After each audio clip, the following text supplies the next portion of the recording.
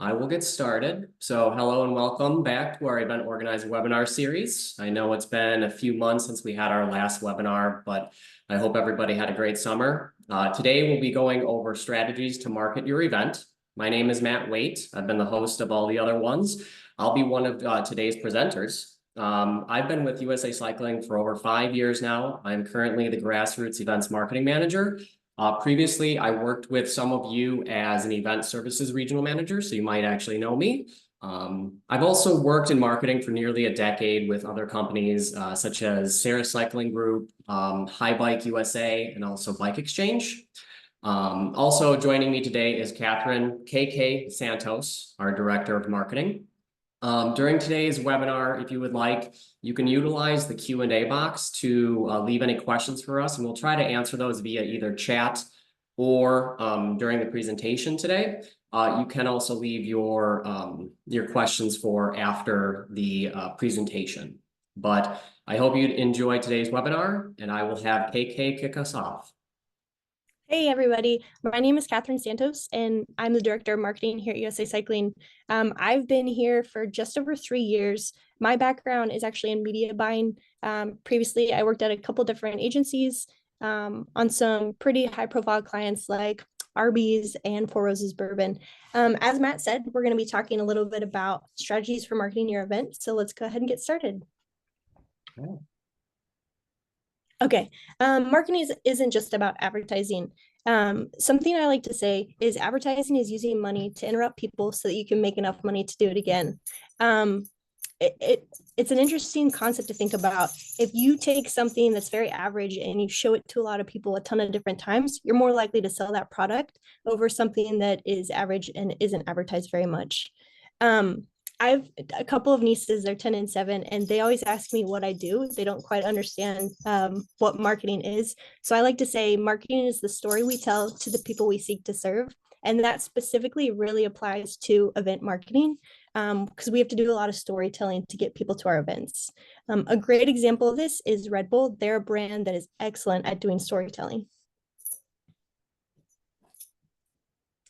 It's never been about the can. If you go to Instagram, the Red Bull's Instagram, and you scroll through, you're not going to see a single post about a can or what's inside the can or how many milligrams of caffeine are in the can. You're going to see a lot of really cool content around people breaking world records, people doing death-defying stunts, a lot of adventure seekers, but the brand Red Bull is on the helmet, it's on the clothing, and it's connected in some way. Their marketing is all about telling stories that resonate with people. And if you're not a thrill seeker or adventurer, it makes you want to become one. Marketing is storytelling. Great marketing connects emotionally, not just logically. Specifically, you're not trying to sell a widget here, you're trying to sell an event experience, right? So you're trying to sell the adventure of a lifetime, a once in a lifetime opportunity, the feeling of winning, or even just the feeling of finishing a race. The majority of people that are signing up for our events, they're not there to win, they're there to race and get to the finish line and have a good time doing it. Where do we start? As I talked about earlier, my background is in media buying, and the very first thing I learned was you want to create a flow chart of all the important dates and milestones to hit. So what I do is I create this comprehensive marketing flow. I have my race date, and then I work back from there. We normally assess our budget and then strategically plan how to allocate funds. We're looking at the best way to hit maximum reach for the lowest amount of money. After today, we'll send out this deck. I've actually added a link to download a sample marketing flowchart that you can download and plug in all your information. This is actually one we've used for one of our events in the past, and it's got some really good tips on it, different things that you can try. Awesome. So then I will take it actually from here. Understanding your audience. Do you know the audience you want to market to for your event? It might not just be cyclists. Each individual is different. They come in all ages, fitness levels, experience levels, and much more. They all have different goals and focuses. Are they hardcore road racers looking to turn pro? Are they cycling enthusiasts just looking for a fun ride? Or are they riding for their family or for, a different goal? One way to understand who you cater to for your event is look at your event and what it offers. create a persona or character of the person that you most likely is to register for your event. Do you offer a hardcore century ride or stage race, the most epic mountain bike race there ever has been? Or is it just like an easy charity ride for beginners? There's many more examples to think of, but that was just actually a few. Now, what type of individual is best suited for your event? Is it a competitive cyclist? I mean, that includes juniors, women's, elites, masters, beginners only, families looking for fun rides, the ultra distance cyclist. Really dig into the details of who you cater to, and you'll know exactly how you want to target these individuals for your event. But one thing to really think of is understand people's motives. I think that's the biggest thing that you can do for your event. One way that you can do this is interview them before, during, after the event. Learn kind of what drives them. What are they passionate about? Why do they want to, race? Why did they get into cycling? And then what you're able to do then is dig a little bit deeper into these individuals. Were you speaking primarily to women, to juniors, to masters riders, everything like that? And then you'll be able to understand who your key audience is for your event and what you want to do with it. So next, with all of that and how we've actually started, is you'll want to craft your message. You want to hook these individuals into registering to your event, or even just coming to watch it. It's great to still have a spectator, a very large spectator ship at your event. But with understanding your audience, we want to craft the right message. It's critical, and the hook is what's going to grab their attention. Your message should be clear, compelling, laser focused on what makes your event unique. Now, we've all heard a million race advertisements that sound the same. Register now for our epic cycling event, just for an example. But why is it that your event is special? Do you have an iconic horse? Have you seen many pro cyclists produced from racing your event? Maybe your event is known for inclusive community. Or does it offer an unforgettable experience? Maybe you offer a great post-race festival with all the goodies included. Your message needs to speak to the emotions you want to evoke for your event. For example, instead of just simply saying, join us for the race, maybe it's race against the best cyclist in the country for top honors. Speak to the heart. Why would someone be excited to participate? And remember, different segments of your audience will respond to different messages. So you're going to want to definitely tailor it. For example, you might be promoting a youth cycling race. So you want to really make sure your messaging targets, the family fun, building confidence for these small kids. If you're actually targeting elite cyclists, you're going to probably want to talk about more of the competition that's actually coming to the event and, push your limits. But making sure that you understand your audience and crafting your message accordingly is going to be the best thing you can do. One quick example is, Go Cross just happened this past weekend. As you all probably know, they offer C1 and C2 UCI racing for cyclocross. But they also promote an experience for being at the event. They have festivities, they have giveaways, they have a beer garden, they, do a bunch of other different fun things while there. So, instead of just saying, register now, come for the race, stay for the community, and that's able to both get excitement going, but then also the camaraderie of all the spectators and also the other racers that actually come to the event. I'm actually going to give it back over to KK now. All right, let's talk about creating content and utilizing social. We'll talk about today a few things that really do work for USA Cycling, and we encourage you guys to try. During our events, we actually share real-time updates and behind-the-scenes moments.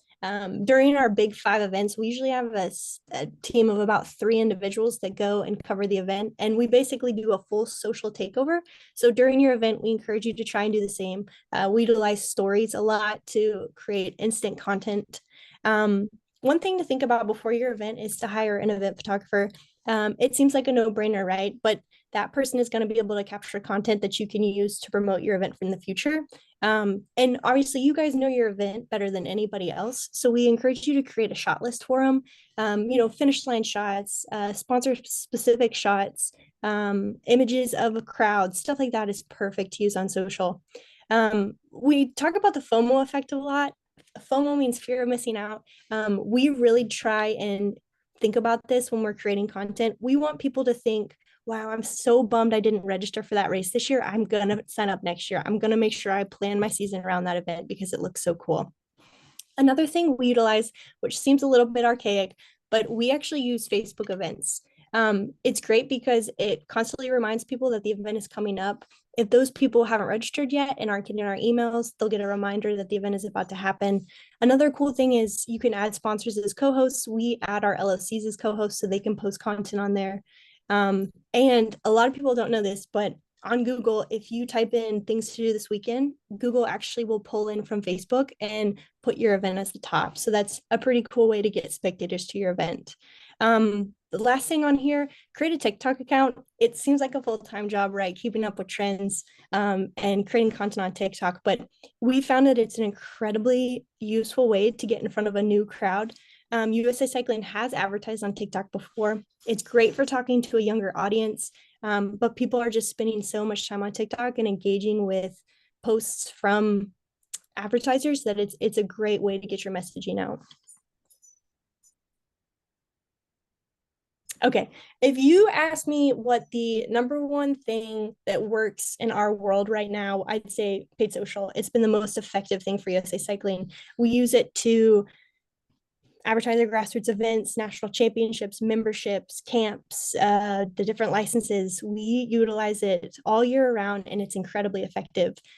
Previously, when I was placing ads for RBs, a click-through rate of 0.07 was seen as a success. For the events that we're running for grassroots ads, we're talking CTRs between 5 and 7%, which is incredibly high. So the content we're putting in front of people are actually interested in. You can target specific audiences. You can show your ad copy and creative to a specific audience during a specific time frame in a specific location. So you can really get your messaging out to the right group. If you ask me what some useful tips are for this, I'd say ensure your creative is sized properly. A lot of the time, people will just upload the images they get from their photographer and it's not resized, so it won't optimize right. Make sure you choose images that evoke strong emotions. I'd also encourage you to highlight key details in both your headline and description. Don't make somebody come looking for information. In the headline, make sure you have the date of your race, and then in the description, put where the race is located, just so that the clicks that you're getting on that ad are actually valid, and you're not making people hunt for info.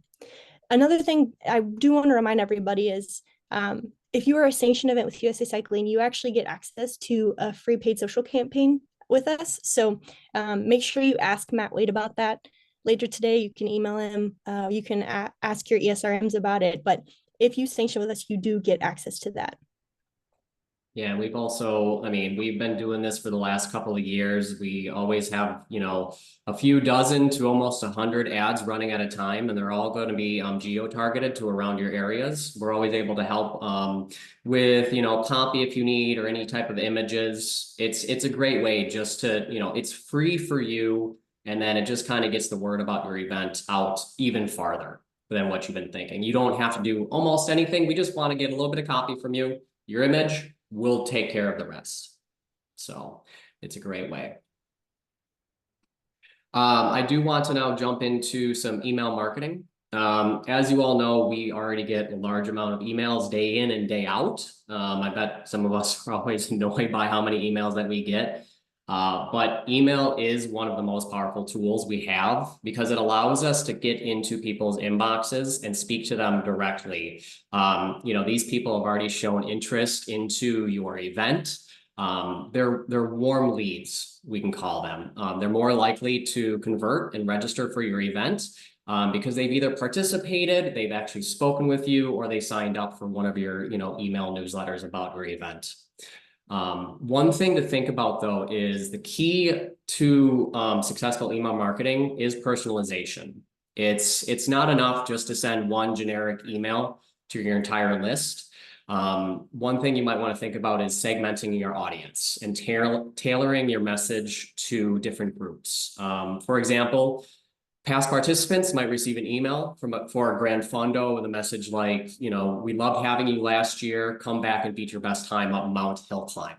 On the other hand, newcomers, they know nothing about your event. They might need something a little bit more introductory, that highlights like the beauty of your event, or, why they should come, how easy it is to actually get started. Another crucial aspect is crafting a compelling subject line. This is the first thing that your recipients always see. So it's great to grab their attention and want them to open up the email. It should be short and concise. That can always help drive open rates, as we call them.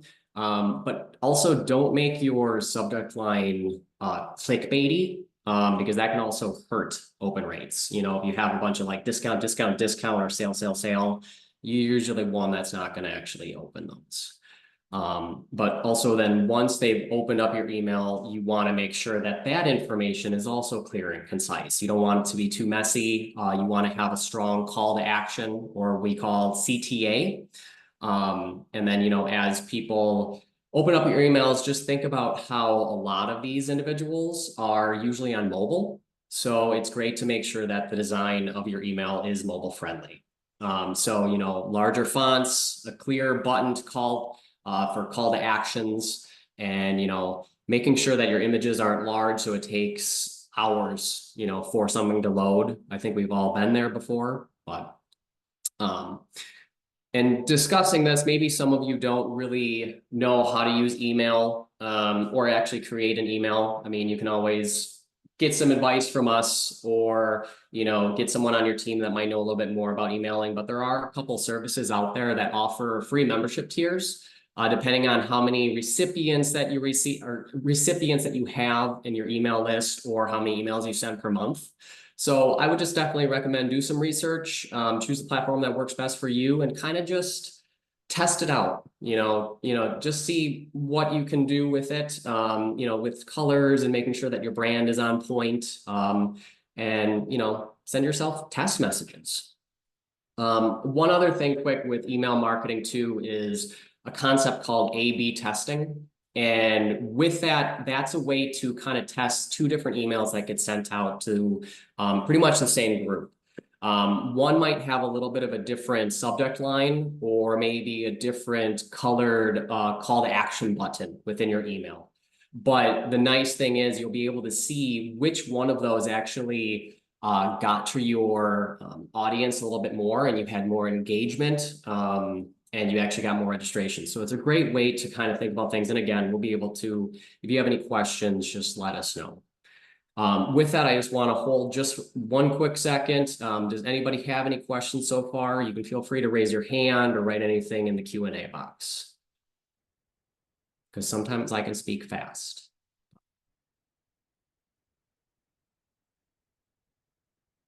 Okay. Next, your website. It's the front door to your event. It's where most of your information is actually going to live. Participants are going to go to this. They are going to find all the information that they need. Where's the event? What's the date? How to register? Everything and anything. So one thing that you want to think about is you want to make sure that your website is fast, easy to navigate, and also optimized. So when I say optimized, when someone searches for an event on Google, your event will be popping up, so they'll be able to go into your event. You're not going to be on the last page of search. We've all been there before. But if a page takes too long to load, or it's kind of cumbersome, you risk losing a lot of potential participants because they can't find the information. They don't know how to register. It's slow. You're just going to kind of go on to the next thing in your life that day. So make sure to also make sure that your website is also mobile friendly, because again, a lot of people use their phones these days.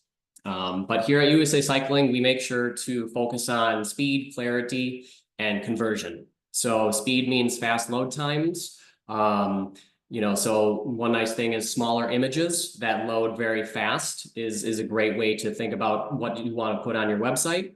Clarity, again, the navigation, making sure that everything is there about your event. And then also conversion. How easy is it for someone to register for your event? Making sure that right on your website, it says register now. That's a great way to do that. So, and then, if we dig into it, there's also SEO or search engine optimization. That's primarily putting keywords around your website, writing your articles about your event, having it on your front page, on the About Me, everything like that. So just making sure that you're easily found in search engines and, you're visible to everybody. One other quick thing to think about with your website is a concept called known as above the fold. So above the fold is a marketing term for information on a web page where it's the first information you see before you start scrolling. So anything that pops up on the website right away, you pretty much want your most important information there, and then also your CTA or call to action right then and there before they actually start scrolling, because the farther someone scrolls down, the more of a chance that you start losing them before they actually make an action on your page. So one great thing is just audit your website from time to time to make sure everything is looking good. There was no updates that kind of threw things off. Maybe a link doesn't work, something like that. Sometimes things overlap. It's just a nice little tidbit that's good to, check from time to time. Next is content marketing. Now, this is primarily blog posts, videos, behind the scenes, content that's promoting your event. It's actually kind of bringing your event to life and then creating those deeper connections with your participants. This is a great way to understand what questions your participants may have. How can you address those through a quick little TikTok video about, the stairs on the CX course around corner 4, or where's registration, a quick little video to show right where registration is. Just make it really nice and easy for these individuals to find where this information is on race day, before race day, what to expect afterwards. But by answering these questions, you're providing this value, and they're also starting to gain a lot more trust in your event because you're being seen as an expert, and they're going to want to go to an event that is really catering and making it easy for them to come to your race rather than maybe a different one. But again, video content, that's a great, powerful way. Like I'm just saying, TikTok or even YouTube, Facebook stories, that's a great way. It just can showcase some of the excitement and atmosphere around the event. Maybe you saw, and I'm sorry that I keep going towards cyclocross, but it is cyclocross season. But like last year, we had a video series behind the tape, or between the tape, sorry, that was really showing all the great action during the events. And it's a great way that you can then take some of that, use it for the next year, use it during the season, use it for other races. It's just a great way to also then repurpose your content, which is another great, little tip for marketing your event. So, but make sure that you're consistent with posting. Make sure that, you keep your audience engaged. Make sure to also, if they have any comments, respond to them. That's one of the biggest things that you can do. They're actually being listened to, and they know that you're listening to them. Next, I know some of us still do this. Maybe some of us don't, but print marketing, it's old school, but it's still cool. A lot of things are digital these days, but this is still a great way to keep your event in front of mind for a lot of people, especially in your local area. Utilizing coffee shops, libraries, bike shops. These businesses are definitely there to potentially help you. I mean, especially if you create a partnership with them. But this could be flyers, posters, brochures. I would also recommend making partnerships with some events that are even closer that you can actually go to, and they allow you to hand out, postcards about your event that's coming up. So, when you think about designing your print material, make sure that, again, it's clear. I think a lot of things in marketing, It has to be clear, it has to be concise, it needs to make it to the point quickly. But make sure there's also a call to action. You don't need to include every single detail. That's why you have a website, you know, and or if you're using just a Facebook page as your website, there's also that. But, you know, this is a way just to target a larger group, maybe a little bit broader. But when thinking about it, you know, include a QR code. Make it easy again to make sure that people are able to make it to your website easily, to all the information that they're looking for. And I think you'll actually see a pretty good increase. You'll actually get more messages coming in, questions, maybe even phone calls if you like those. So one other thing that we can think about is influencers and ambassadors. Some of these are kind of like earned media. Some of them are paid. So some of you might be paying individuals to let others know about what's going on with the event. Others, they just want to really include their voice and let others know what is going on with the event. It's a great way to expand your reach because you might have your following, but they also then have a following too that wasn't actually a part of your following. So it kind of just really opens up that reach with who they're talking with and, you know, letting your message go a little bit farther.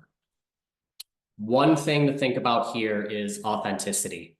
You don't want to work with someone who's simply promoting your event for just, you know, the sake of it. You want someone that has been to the event, is meaningful to them, and, you know, they want to be a part of it. You know, you don't really want a fake message from these individuals. You want them to really actually show your event is one to go to, and they're going to be there. Because sometimes these individuals are also heroes to, you know, little kids and everything. One great thing that we've done is, you know, with our gravel national championship ambassador program, we've actually brought in individuals that are heavy gravel racers. They're not just, you know, athletes, but they're well-spoken. They're advocates for the sport. And they can really talk about the experience. They've raced the championship. They've raced other gravel events. They know what they're talking about. And that's a great way for them to offer tips, information about the event. So really collaborating with these individuals, give that chance to reach a broader audience.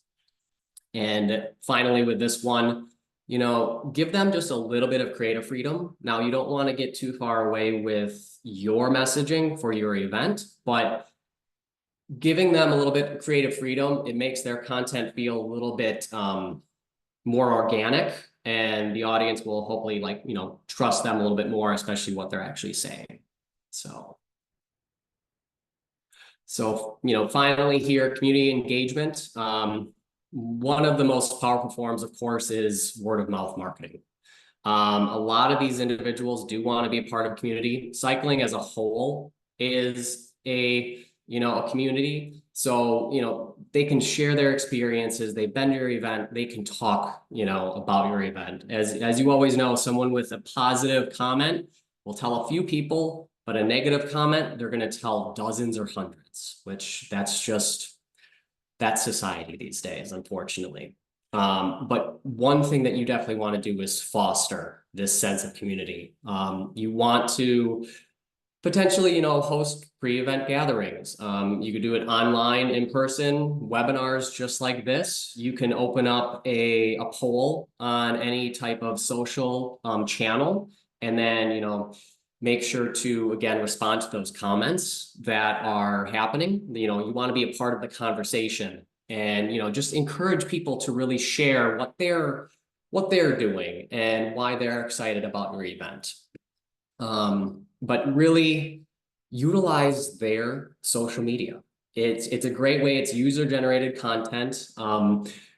They will push things out. Maybe you create, you know, a hashtag for your event. That's an easy way to be found. Other people start using that hashtag. It just starts, you know, building like wildfire. So it really starts getting your message out.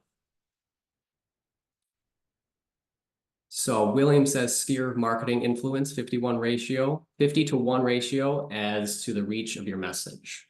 Definitely.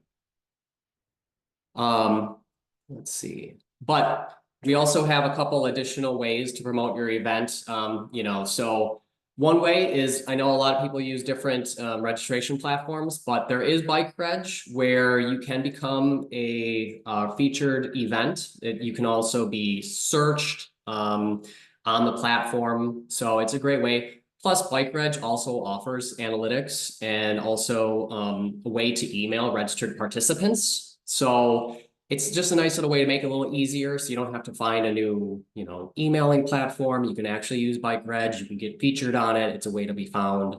But also, when you permit with USA Cycling, you also get added to our event finder. So I believe that's a huge benefit. As you can see, you'll see where the address is, what the dates are. So people can actually search for the discipline. They can search on a specific date. They can search via the state. And also at the same time, when you're permitting with us, you can tell us what's included with your event. So like here, they have an opportunity to market to novice riders, to women-specific riders, to novices. You might have ancillary events available. It just kind of gives you a little bit more. But, the overall thought in here too is just don't overlook partnerships. You can create partnerships with local businesses, sponsors, and even other events to really cross promote your event. And that's the thing. We just want the messaging to get to other people who might not be seeing it just by the method that you're using. So, it's all about the big picture. It's not just about one single tactic. Now, we have given you a whole bunch of different channels that you can utilize, but you don't have to use all of them. We definitely recommend use the ones that you are comfortable with or comfortable learning or testing. I know maybe each one of these might cost some money, maybe none. But make sure that it works for you and your messaging, and you're putting out the correct message throughout all of these multi-channel, strategies. So you always want to make sure you still use your same voice. You still want to make sure that you're consistent with your messaging.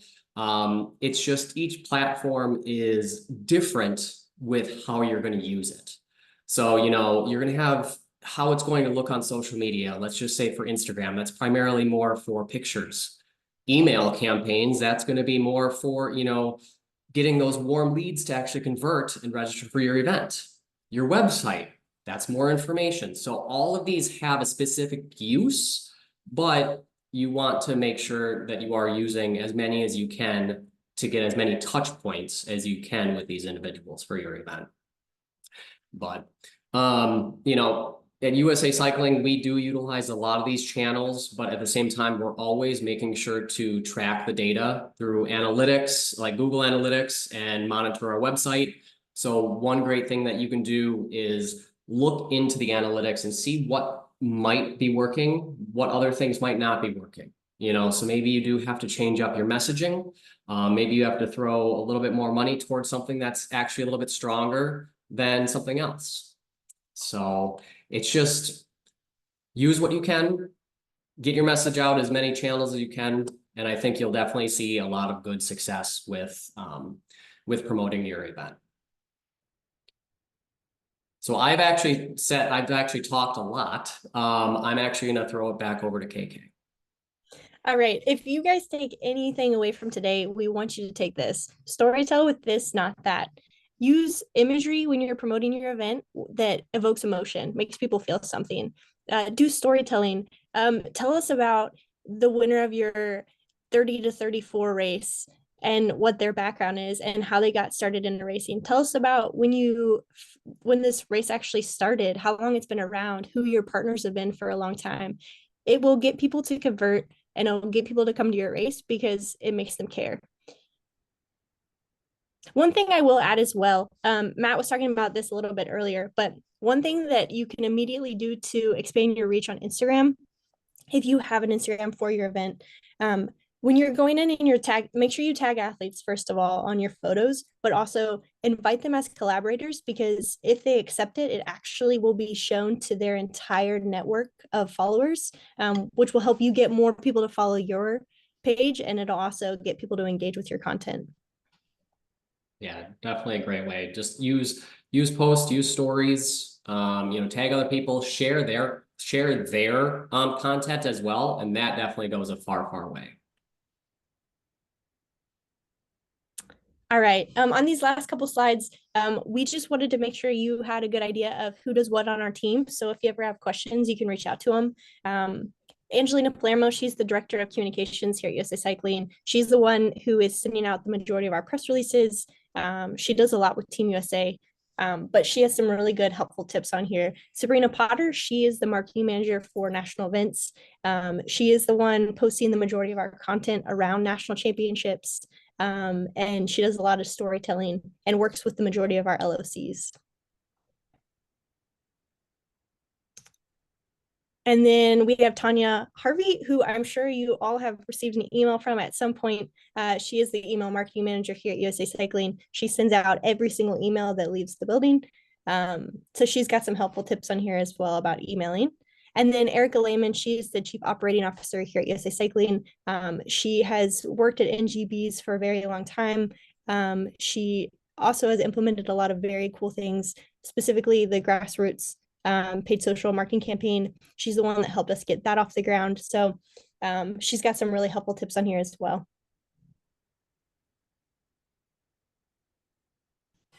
So that is our webinar today. I know that we covered definitely a lot of ground, from, crafting your story to understanding your audience to how to use social media, email, just everything and everything between. I mean, I know that we also probably missed some things, like paid search, and then also, text marketing. But that's also things that we can go on about in future webinars. We just want to make sure that these ones we believe are a little bit easier to utilize. So if you were just looking for a refresher or different ways to think about promoting your event, I really hope that this helped you. So at this time, if you have any questions, feel free to ask, or feel free to share an idea to the group that has worked for your event, because we're here to help. Your success is our success, and we truly mean that. So thank you so far, and any questions?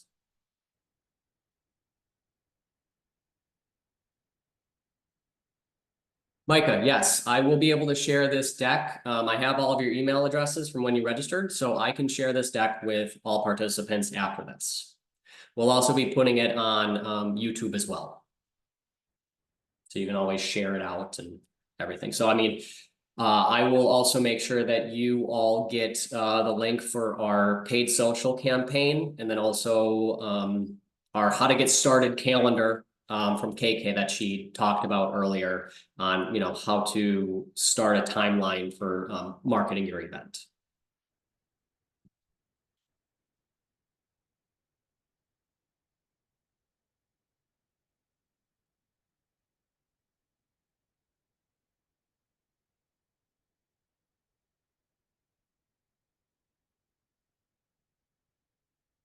Yep. So I will send you, it'll come from my email. So if you do want to write it down, it's mwaite@usacycling.org. And again, I'm a resource to help. So if you have any questions about, emailing or social media, handling the paid social campaign, anything like that, I'm here to help you. I want to make sure that your event grows. So. KK, do you have anything else that you'd like to add today? No, it looks like Tim does have a question. How do you determine which states are included in your USAC emails? We seek broad reach. You wanna go over that, KK, with emails? Yeah, absolutely. So for our national championship emails, which I assume are the ones you're talking about, we actually pull rider primaries. So whenever they create an account with USA Cycling, they determine what discipline they're most interested in, and then we send emails based on that. So if they say they're interested in road racing and they're a certain age category, let's say they're 40, we'll send them a master's road nationals email.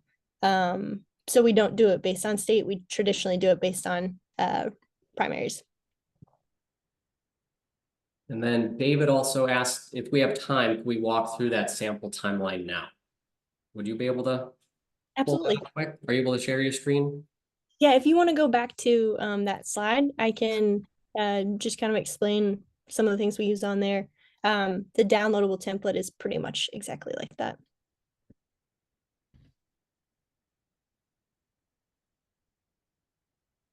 Oh, so Tim was talking about an actual local crit trying to be bigger, not nationals. So determining what states. That's a great question. In my opinion, I think you do all the adjacent states. Think driving distance. We've actually done that for a few of our different events on paid social. We'll actually pull emails for certain states and then target those individuals. So I would think driving distance. I would do no more than 6 hours. I think recently we sent out a survey that said, how far are you willing to travel for a race? And I think, I believe it was a max amount of 6 hours that most people said. So think about that when you're targeting people. If we are a volunteer helping a race, do we need our account to promote the event with your organization? If they're a sanctioned event, we'll be able to look up their permit number and we'll be able to advertise for them if that's what you're talking about on here.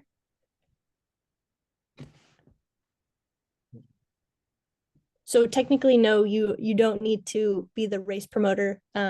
If you know of a race that is in need of some help with advertising and we can look up their permit number, it won't be a problem. We can help out. Yeah, and definitely, hopefully, as a promoter, you are utilizing your volunteers as well as your racers to promote your event, utilizing their social media, word of mouth, everything like that. Everything helps. Yep, and Matt said this earlier, but getting more people to your race is a win for everybody. Getting more people on bikes, getting more people racing. That's why we're here as an organization. So if there's anything we can do to help, please just ask. All right, so we have this flow set up. Stop me if you have specific questions, David. But basically, when you build something like this out, you pull the first Monday of every single the weekend every single month, and then you work back from there. So for example, with this mountain bike nationals flow, I have a race date of 7/17, and then I worked back from there. For national championships, we actually have a 90-day window that we work back from. It takes us a while to make sure the schedule is good, eligibility guides are done, stuff like that, and we have to coordinate with the LOC or local organizing committee. So our timeline is 90 days. So that's what I've set up here, this 90-day window.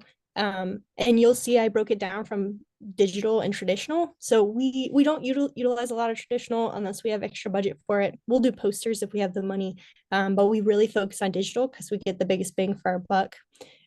So as you see here, we'll have different windows of registration open, registration price increase, registration close, and that's kind of what drives our marketing campaigns. We also do an announcement, which I encourage everyone to do if you can.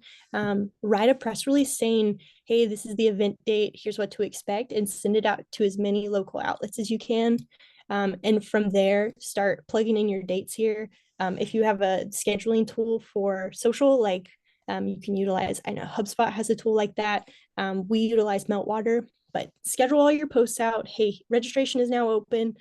Push, push, push, utilize all your social channels, create a paid social campaign, and then keep working forward.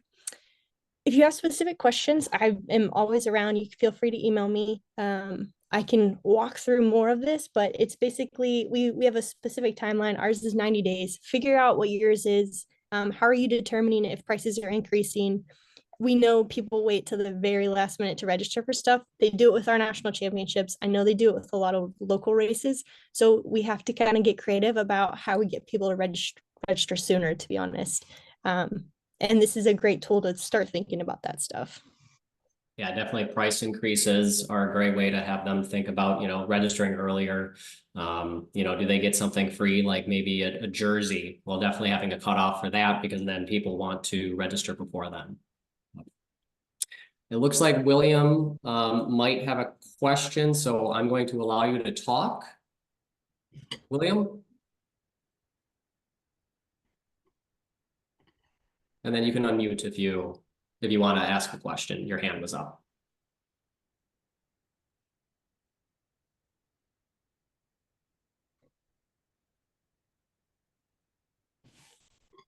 Okay, maybe not.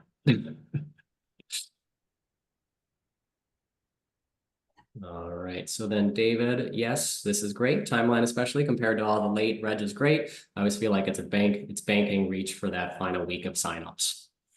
Absolutely. Definitely does. Everyone I think now sees that big tower right at the end last week. And I know some of you kind of get nervous, but if you just keep pushing that message, I think it's on everybody's mind. They're just kind of waiting for it. You know, at the last moment, they want to see what the weather is like, you know, who's going to be there.